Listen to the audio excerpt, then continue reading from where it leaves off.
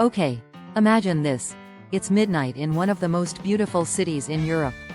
The air is buzzing, the Danube is glowing under moonlight, and somewhere in these cobblestone streets, there's a jazz band playing in a ruined bar.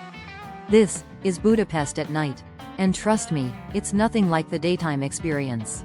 You're about to see the city come alive in a whole new way. Let's go. Start walking.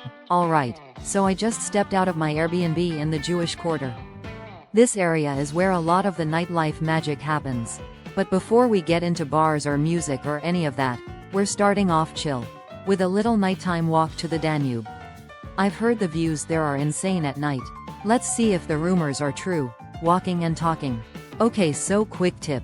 If you're walking around Budapest at night, stay in the central districts like Erzsébetváros, Lipótváros, and around the Danube.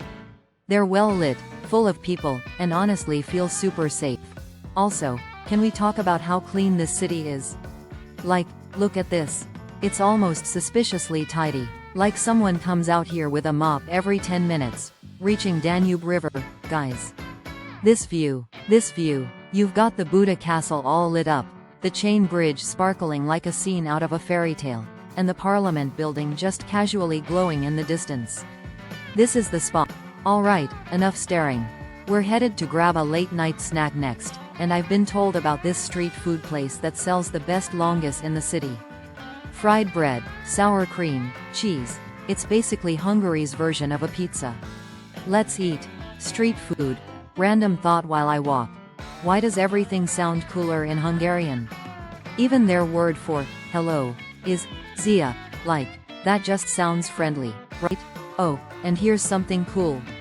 Budapest actually used to be two cities, Buda and Pest, separated by the Danube. They merged in the 1870s and boom, now it's one stunning capital. Ordering longus. Alright, we found the spot. Look at this place, it's open until 2 a.m. and the line is still out the door. You know that's a good sign.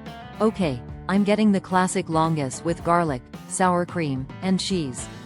You can also get ones with ham, mushrooms, even Nutella. Don't ask me how I feel about sweet longus though, I'm still emotionally processing that.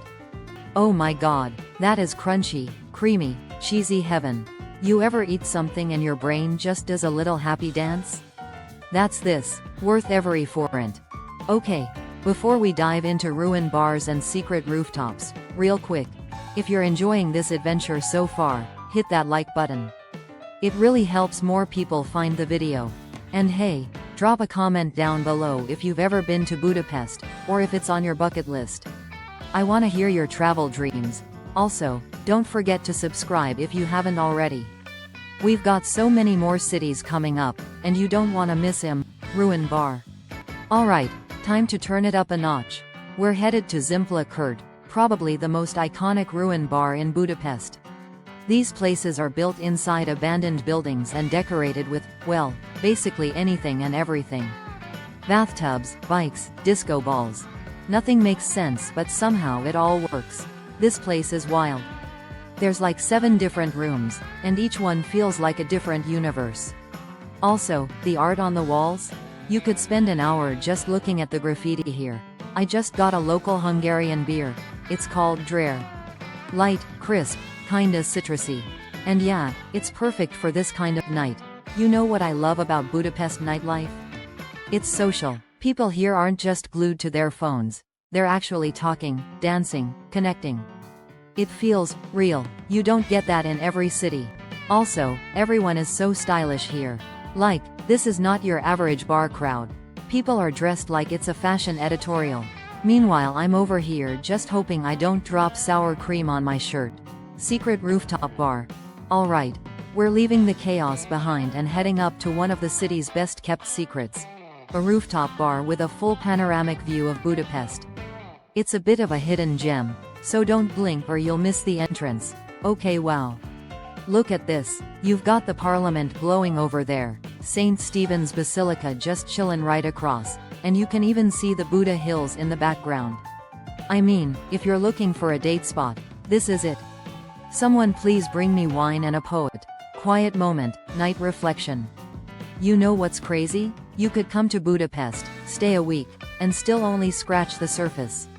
There's just so much here: history, music, food, architecture, culture, and at night, it all feels a little bit more magical. Like the city's letting you in on its secret, and I think that's what I love most about exploring places like this. You start the night not knowing where it'll take you, and by the end, you've seen a side of the city most tourists completely miss. Late night snack round 2 dessert. Okay, look, I told myself I wasn't going to do dessert, and then I walked past this place selling chimney cakes, kartoskaliks, and, well, my willpower died instantly. This is warm, sweet, crunchy on the outside, soft in the middle. Think of it like if a donut and a cinnamon roll had a beautiful Hungarian baby. Wrapping up night. Alright friends, it's 2:47 a.m. My feet hurt, my belly is full, and my heart is even fuller. What a night, Budapest! You were absolutely magical. From riverside views to ruin bars, from secret rooftops to cinnamon sugar dreams. This city knows how to do nightlife right. Thanks for sticking with me through this whole adventure. If you made it this far, drop a crescent moon emoji in the comments so I know you're one of the real ones. Don't forget to like, comment, and subscribe if you haven't already. We've got more city night tours, local food hunts, and spontaneous adventures coming your way. Until next time, Joe Ezekat, good night, from beautiful Budapest.